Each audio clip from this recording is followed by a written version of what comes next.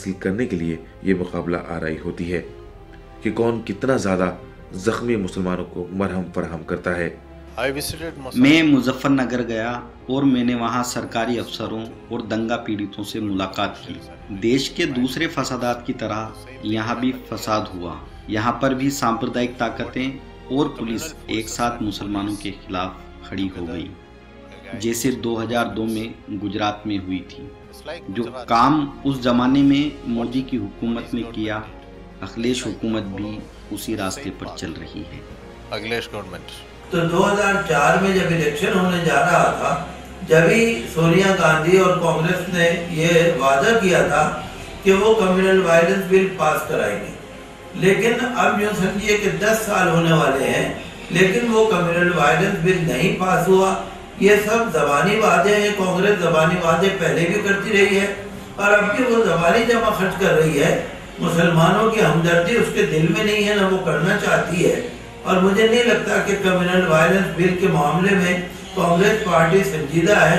आइंदा भी अगर इसको मौका दिया गया तो मुझे लगता है इससे मुसलमानों की कोई उम्मीद जो पूरी होने वाली नहीं है और कम्युनल वायलेंस बिल आगे भी पास होगा, मुझे इसकी कोई उम्मीद नहीं।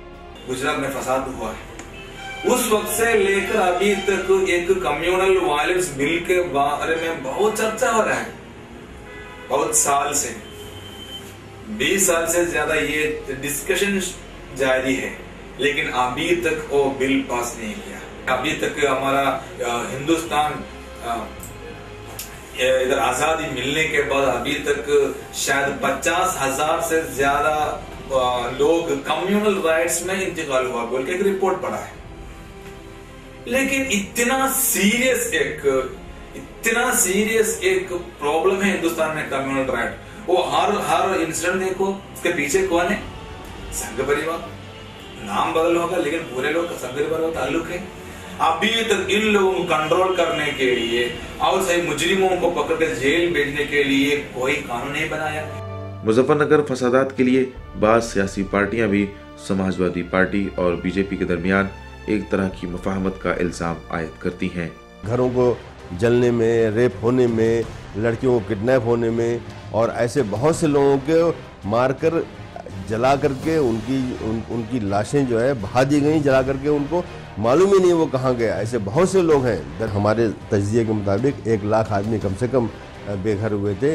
इनमें से बहुत से ऐसे लोग थे जिनके गांव में कुछ भी नहीं हुआ था, तो वो तो चले गए, लेकिन कम से कम आधे लोग थे जिनके यहाँ कुछ हुआ था, या और कुछ लोग थे जिनके यहाँ बहुत कुछ हुआ था। जो 9 गांव कहती है, जैसे कुटबा कुटबी है, या ये लिसाड़ है, फुगाना है, ये ऐसे गांव थे जहाँ पर के बहुत ही बुरी तरह से जलाया गया था, रेप किया गया था और औरतों को नंगा करके नचवाया गया था। सब कुछ हुआ था उसके अंदर।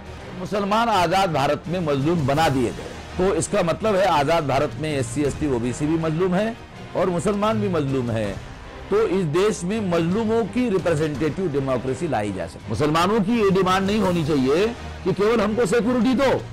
आपका ये एजेंडा ये बहुत छोटा एजेंडा है, फालतू एजेंडा है।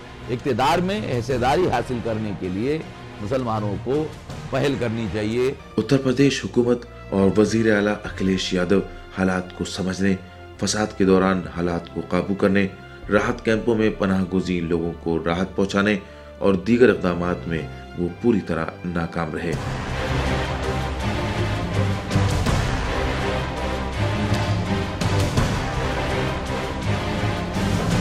उधर जाके बहुत जरूरत है, हमारा नजर में आया। वो सर्दी आने वाले थे, इसलिए जल्दी ये कंबल लेना था और उधर कुछ बुनियादी जरूरतें और बाकी थे, वो जल्दी वो अरेंज करने के लिए हमारा बहुत वॉलंटियर्स नीचे लेवल जाके और फैमिली को मिल के पूरा लिस्ट करके जिन लोगों को क्या क्या जरूरत है तो वो प्रोवाइड करने में अल्हम्दुलिल्लाह हमारे वॉलंटियर्स हमारे बहुत मेहनत किया है। मुजफ्फरनगर फसादात इंतखाबी मौसम की इब्तिदाई बीमारी है। अगर वक्त रहते इसका इलाज न किया गया तो ये बीमारी बहुत ख़तरनाक सूरत हाल इख्तियार करेगी और उससे उनके घर भी नहीं बच सकेंगे जो आज खुद को महफूज समझते हैं। इसके लिए आम लोगों को भी बेदार होने की ज़रूरत है।